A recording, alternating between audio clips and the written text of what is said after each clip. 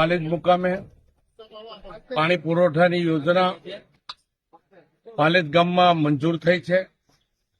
2,40,00,000 રૂપિયા જેટલી મોટી પાણીની ટાંકીનું આજે ખાતમુહૂર્ત કરવામાં આવેલું છે। અગાઉ પણ એક પાણીની ટાંકી મંજૂર કરેલી।